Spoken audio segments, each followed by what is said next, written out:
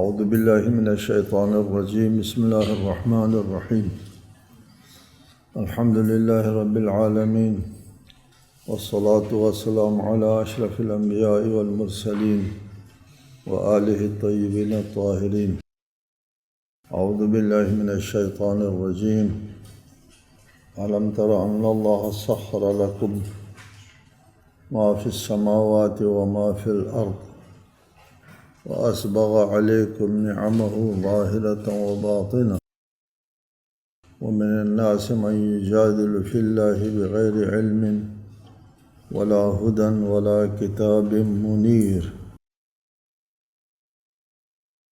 سورہ لقمان آیت 20۔ کیا تم نے نہیں دیکھا جو کچھ آسمانوں اور زمین میں ہے اللہ نے تمہارے لیے مسخر کیا ہے اور تم پر اپنی ظاہری اور باطنی نعمتیں کامل کر دی ہیں، اور اس کے باوجود کچھ لوگ اللہ کے بارے میں بحث کرتے ہیں حالانکہ ان کے پاس نہ علم ہے، نہ ہدایت اور نہ کوئی روشن کتاب۔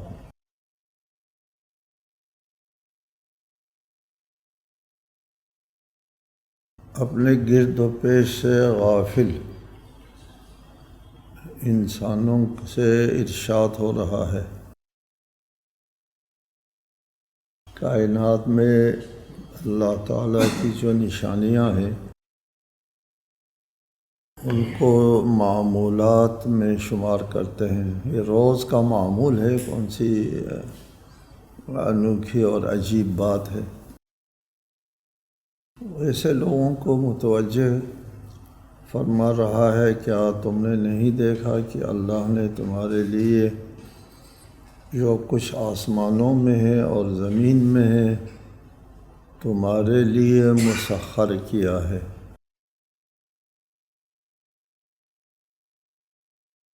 آسمان کے ستارے، سورج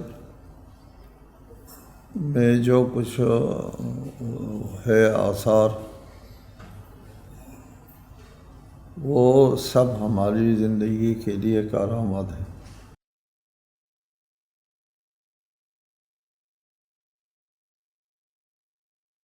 مسخر ہے کا مطلب یہ ہے کہ تمہارے فائدے میں، تمہارے مفاد میں، تمہارے زندگی کے لیے، تمہارے آرام و آسائش کے لیے ان چیزوں کو فراہم کر رکھا ہے۔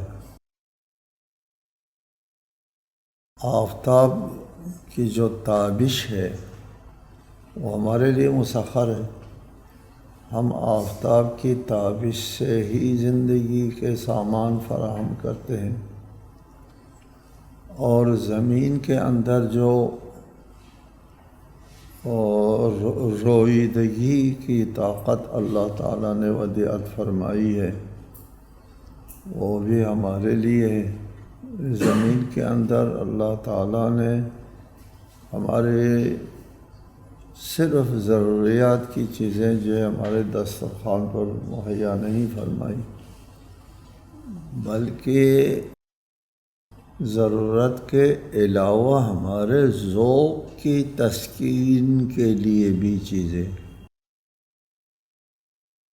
انسان اگر غور کرے، اللہ تعالیٰ انسان کو، بشر کو صرف زندہ رکھنا چاہتا ہے تو ایک جو اور گندم کا دانہ کافی ہے۔ گندم دے دو اور اس کا آٹا جو ہے وہ کھاؤ اور پانی ختم، اور کوئی چیز نہ ہو سوائے دو چیزوں کے، پھر بھی انسان زندہ رہ سکتا ہے۔ ایک آٹا اور ایک پانی سے زندہ رہ سکتا ہے اور کچھ بھی نہ ہو، لیکن اللہ تعالیٰ نے ہزاروں قسم کے سبزیجات، میوے، مختلف لذت کی چیزیں فراہم کی ہیں، مختلف لذت کی چیزیں فراہم کی ہیں۔ پھلوں میں آپ دیکھتے ہیں کہ کس قدر مختلف لذت کی پھل ہیں۔ انسان کے زندہ رہنے کے لیے ان پھلوں کا مختلف ہونا ضروری نہیں ہے، البتہ بعض پھلوں میں ہمارے صحت کے لیے ایک ایسے مواد موجود ہے، وہ بھی مسخر ہے ہمارے لیے۔ زمین کے اندر جو رویدگی ہے، اور زمین جو ہے وہ مختلف میوے، مختلف دانے، مختلف سبزیاں اگاتی ہیں، وہ سب ہمارے لیے مسخر ہے۔ زمین ہمارے کنٹرول میں ہے، ہم زمین سے اگاتے ہیں، ہمارے اختیار میں ہے، ہم زمین کے اوپر تصرف کرتے ہیں، اور اپنے ضرورت کی، بل صرف ضرورت کی نہیں، اپنے ذوق کی چیزیں زمین سے حاصل کرتے ہیں۔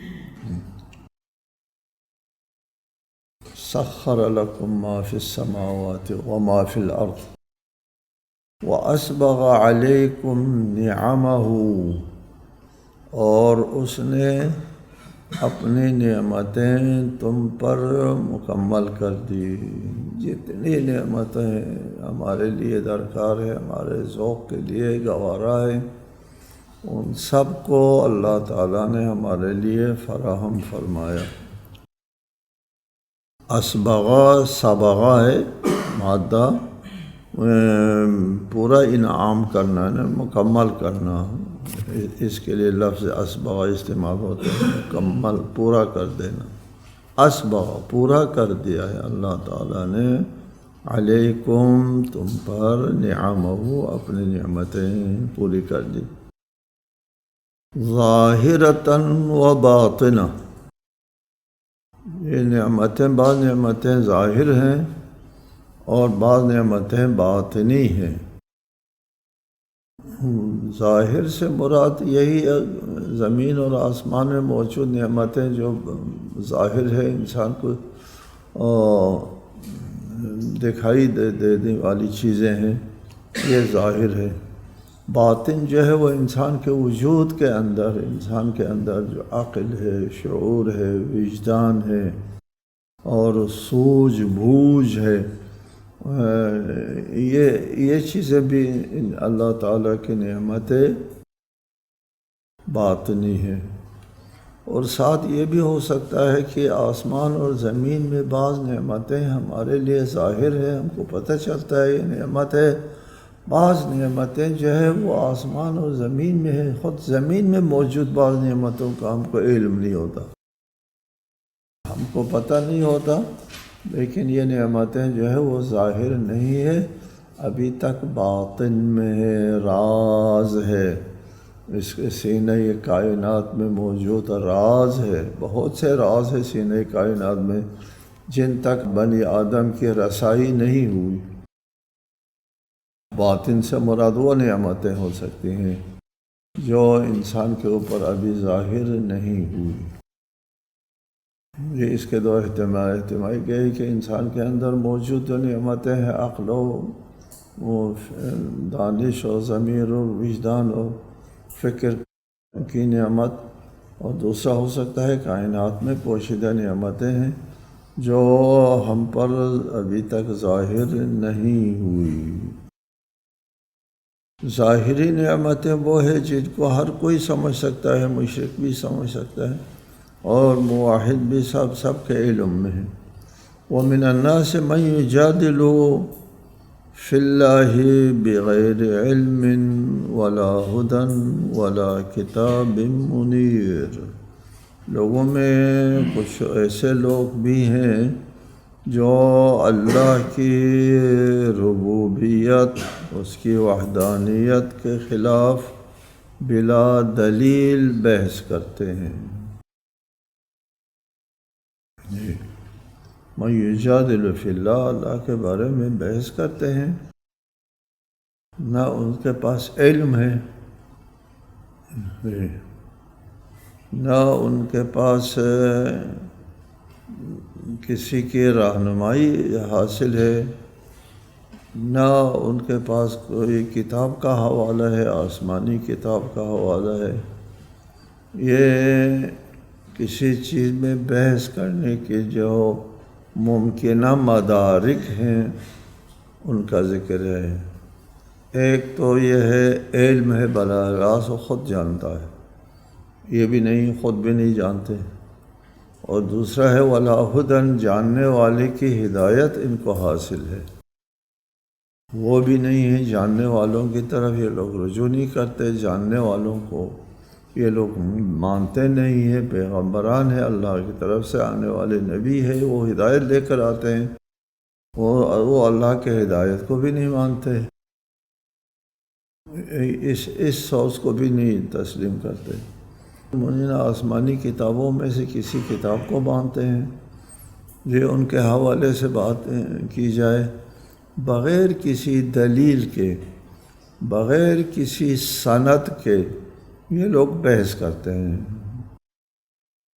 سبحان اللہ، یہ شرک کرنے والے، اللہ تعالیٰ کی شان میں گستاخی کرنے والے مشرکین جس زمانے بھی ہو، ان سب کے اوپر یہ بات صادق آتے ہیں۔ ان کے پاس کوئی دلیل بھی نہیں ہوتی، کوئی علم بھی نہیں ہوتا، کوئی سند نہیں ہوتی، کوئی سورس نہیں ہوتا، کوئی حوالہ نہیں ہوتا، کچھ بھی نہیں ہوتا، اپنے ذہن کا ساختہ و بافتہ ہوتا ہے۔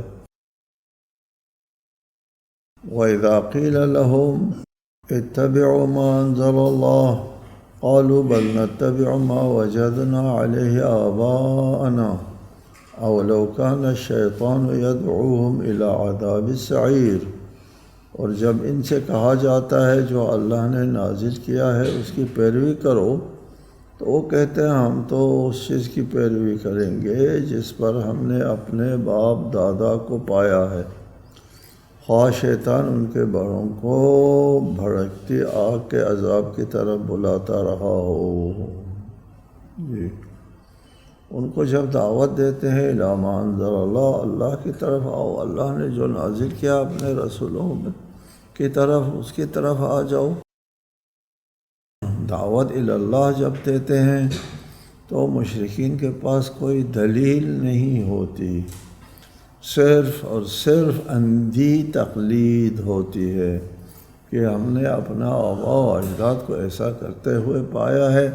کیا ہمارے آباء و اجداد گمراہ تھے؟ وہ غلط تھے؟ کیسے ہو سکتا ہے ہمارے آباء و اجداد جو ہے کئی پشتوں سے وہ یہ کام کرتے، بت پرستی کرتے چلے آئے ہیں، اللہ کے ساتھ کسی اور کو، بہت سوں کو شریک گردانتے ہوئے آئے ہیں۔ وہ ہمارے باپ دادا سب غلط کر رہے تھے، سب گمراہ تھے، کیسے ہو سکتا ہے؟ نہیں ہو سکتا۔ یہ ہے دلیل۔ آباء و اجداد ان کی اندھی تقلید ان کا جواب ہوتا ہے، اندھی تقلید۔ وہ اندھی تقلید جائز نہیں ہے، حرام ہے۔ جی، اندھی تقلید کے اوپر کوئی بنیاد، کوئی نظریہ، کوئی مذہب قائم نہیں ہوتا اندھی تقلید پر۔ جی، کس لیے ان کی روش کو اختیار کرتے ہیں؟ بس وہ ہمارے آباء و اجداد ہیں، وہ غلطی پر نہیں ہوتے۔ جی، کیوں غلطی پر نہیں ہوتے؟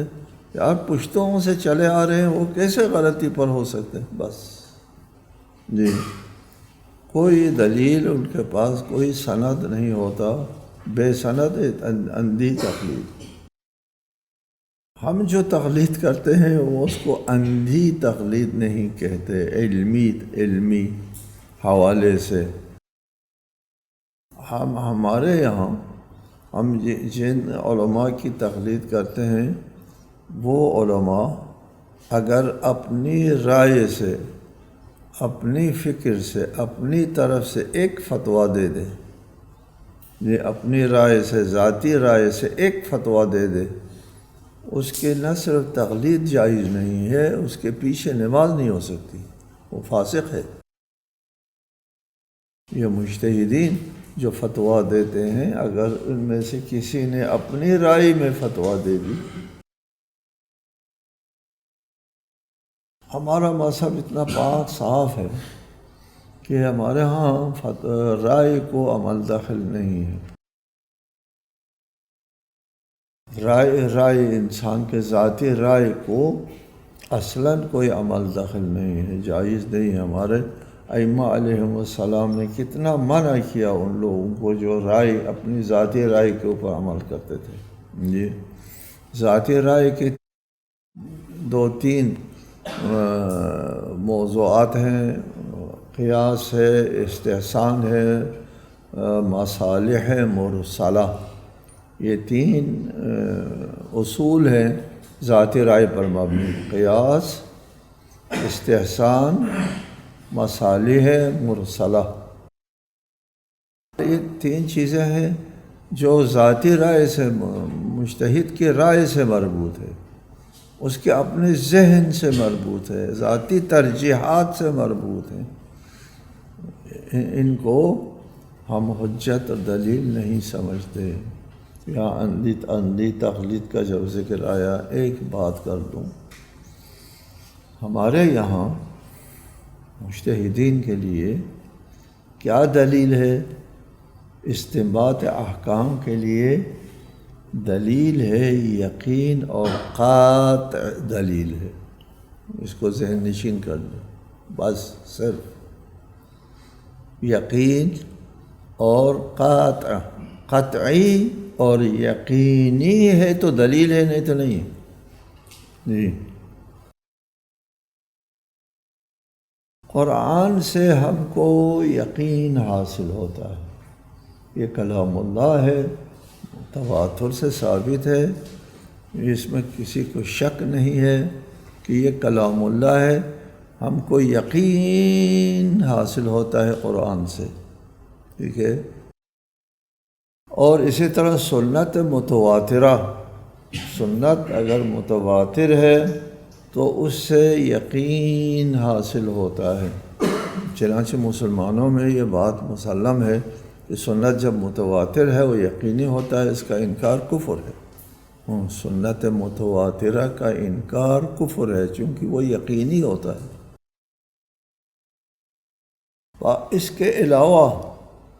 اس کے علاوہ جو آپ کے پاس روایات ہیں جو متواتر نہیں ہیں، ثقہ کی روایات ہیں، ثقہ کی عادل لوگوں کے احادیث جو نقل کرتے ہیں، رسول اللہ سے نقل کرتے ہیں، روایت کرتے ہیں، نہ وہ قرآن ہے نہ متواتر ہے، دونوں نہیں ہے، پھر ان پر یقین نہیں ہے، پھر ان پر آپ لوگ کیوں عمل کرتے ہیں؟ آپ کے اکثر فقہی ابواب کا آپ کی سند جو ہے یہ روایات احادیث ثقہ کی روایت، اس کے لیے ذہن نشین کر دو کہ ہم یا یقین پر عمل کرتے ہیں یا ان دلائل کے اوپر عمل کرتے ہیں جن کی حجت ہونے پر یقین ہے، بالآخر یقین پر عمل کرتے ہیں، چونکہ یہ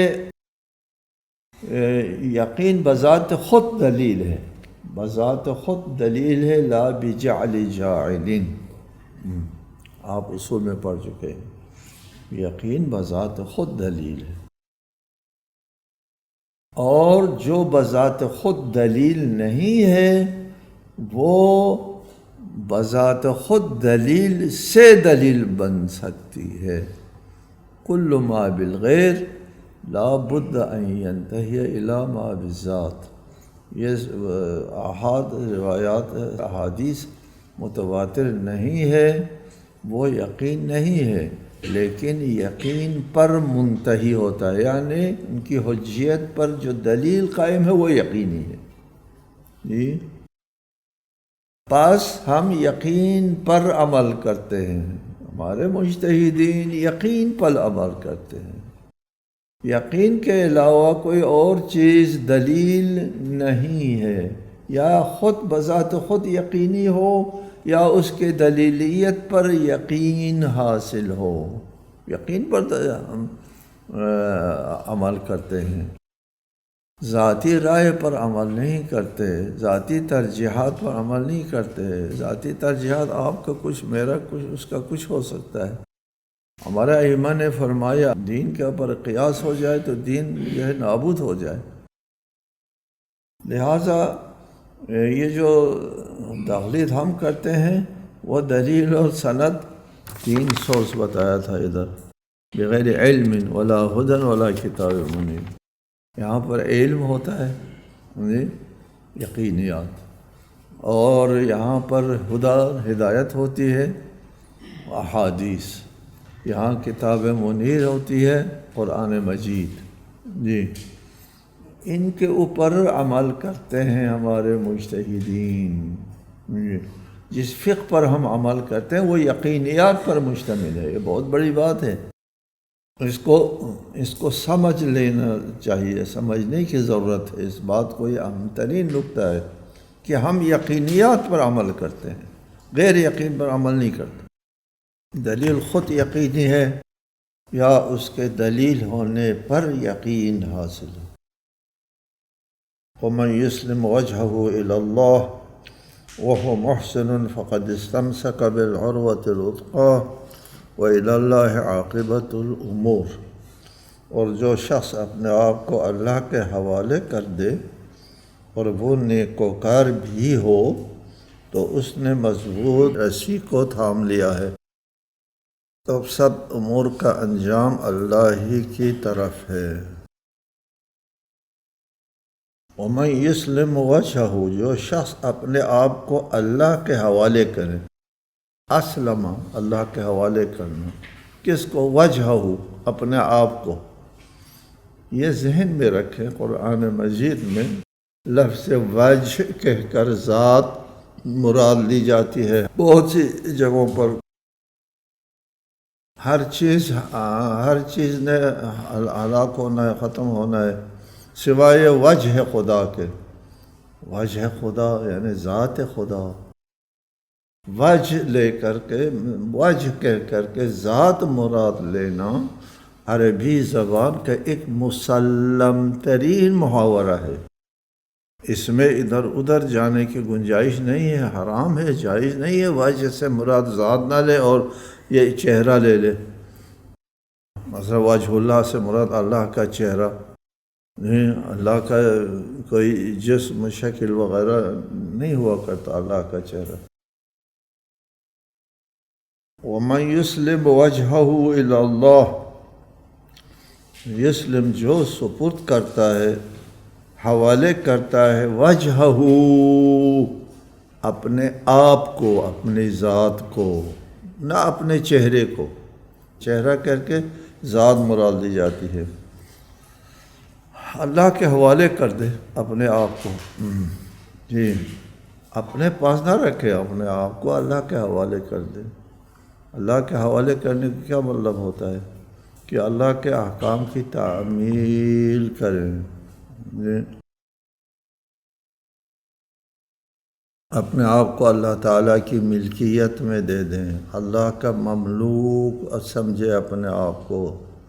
آپ اپنا خود مختار نہیں ہے کہ آپ جو چاہیں کریں. اللہ کے منشا کے مطابق آپ کو کام کرنا ہے.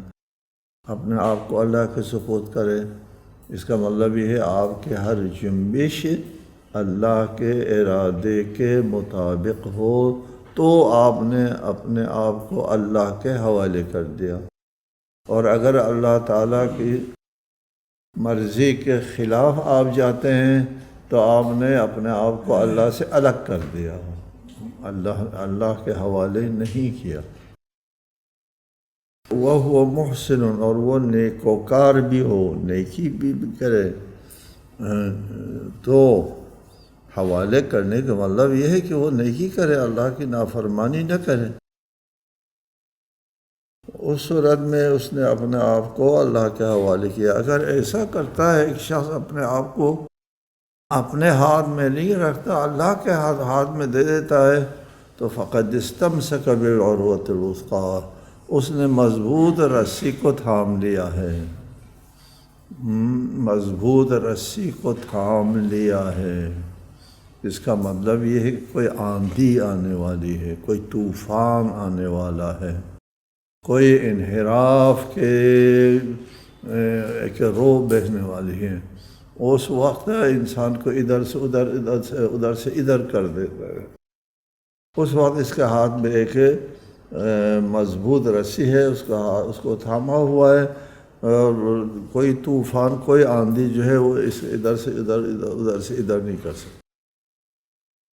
یہ فقد استمسک بالعروۃ الوثقی، مضبوط رسی کو تھام لیا ہے، اشارہ ہے ایک بات کی طرف کہ راہ خدا میں اپنے آپ کو اللہ کے حوالے کرنا کوئی آسان کام نہیں ہے، مشکلات کا، بہت سے مشکلات کا روبرو کرنا ہوتا ہے۔ جی، فقد استمسک بالعروۃ الوثقی وإلی اللہ عاقبۃ الامور، تمام امور کا، تمام معاملات کا بالآخرہ انجام جو ہے وہ اللہ تعالیٰ کی طرف ہے۔ یہاں پر رسول اللہ صلی اللہ علیہ وآلہ وسلم کا خادم اس نے روایت کی ہے، وَمَن يُسْلِمْ وَجْهَهُ إِلَى اللَّهِ، جو اپنے آپ کو اللہ کے حوالے کر دے۔ یہ حضرت علی بن ابی طالب علیہ السلام کی شان میں نازل ہوئی آیات ہیں، چونکہ وہ سب سے پہلے اللہ کے لیے خلوص ایمان کا مظاہرہ کرنے والے ہیں، سب سے پہلے اللہ کے حوالے کرنا، اپنے آپ کو اللہ کے حوالے کرنے والا علی ہے۔